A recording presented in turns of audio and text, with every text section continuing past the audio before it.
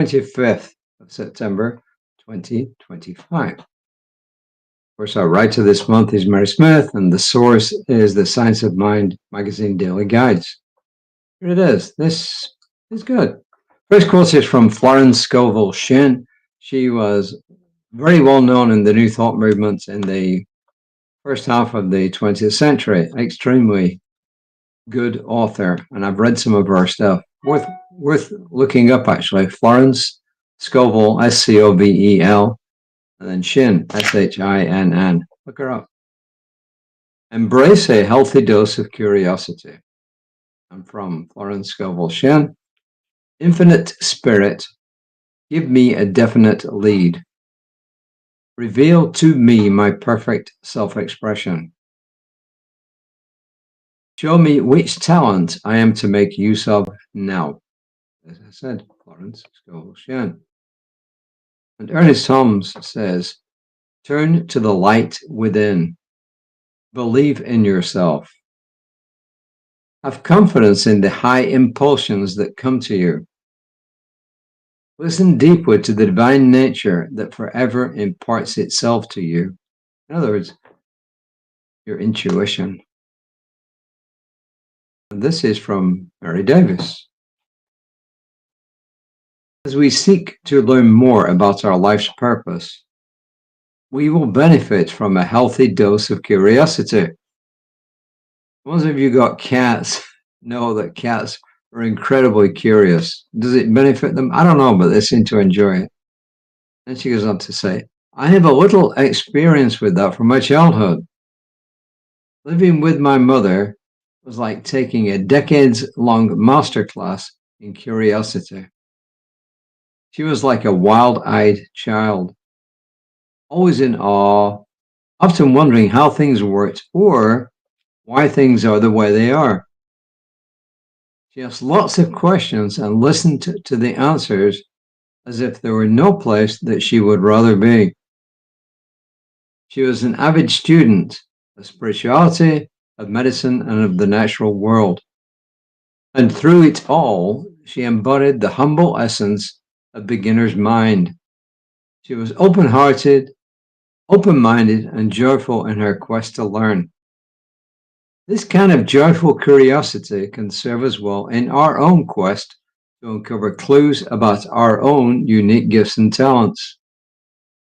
And she says the following questions are meant to be answered not once or twice, but over and over through the seasons of our lives. Each season is a new canvas that is ours alone to paint, ours alone to create.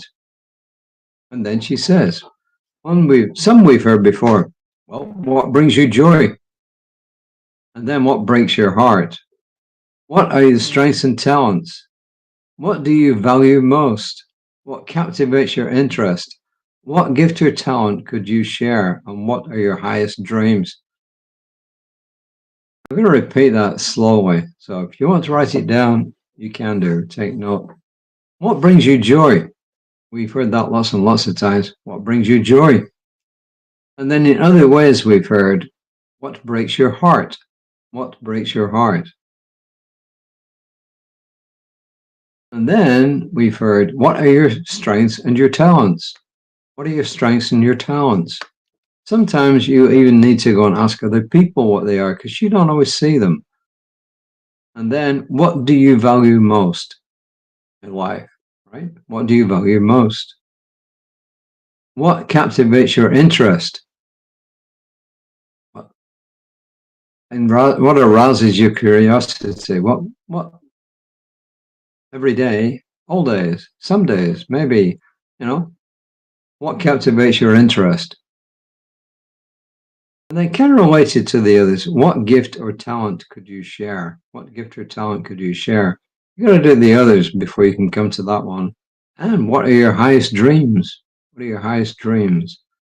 I remember dreaming of being lots of things when I was a kid, when I was a teenager, and even when I became an adult. And some of them I've achieved, which is kind of cool. And then she says, with curiosity and an open mind, every day brings an opportunity to move one step closer to who you are and to embrace what's most meaningful to you. It's your life. Paint the world in the colors of your love. Which is kind of cool. And just going back here, she's talking about her mother.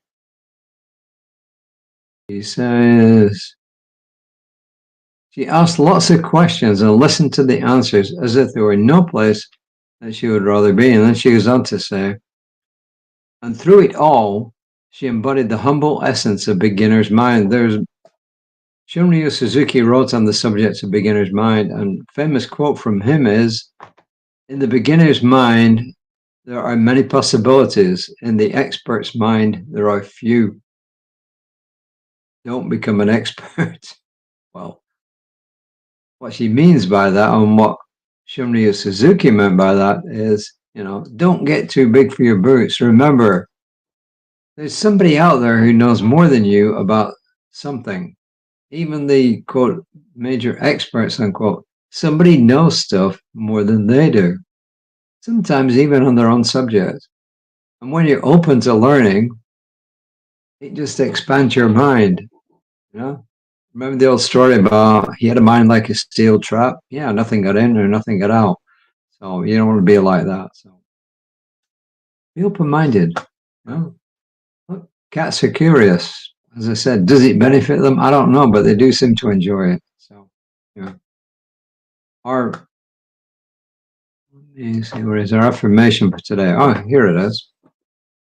I believe in myself and in the power of my dreams. I believe in myself and in the power of my dreams. This is a good one to write down.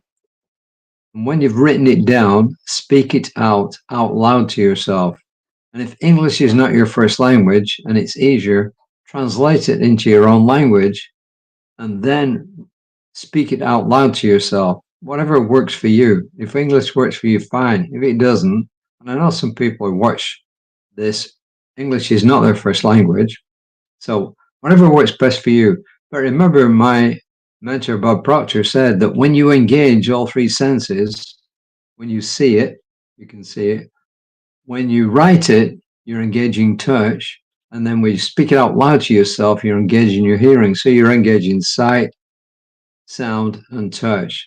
And when you do that, you're more likely to A, remember it, and B, make more use of it. So there you are. So affirmations, it's always good to write them down. And I guess these days it's okay to type it. Why? Because you're actually touching the keyboard. So it is involving touch. So sight, sound, touch. All three combined tend to make affirmations even better.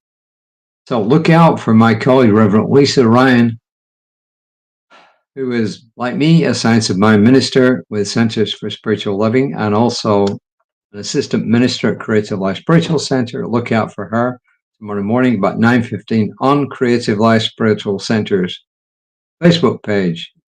And okay, you also, I think, get it later on their YouTube, but for sure on the Facebook page. And me on whatever social media you saw this: Facebook, Blue Sky, Threads, Tumblr, Mastodon, Instagram, LinkedIn, and Facebook.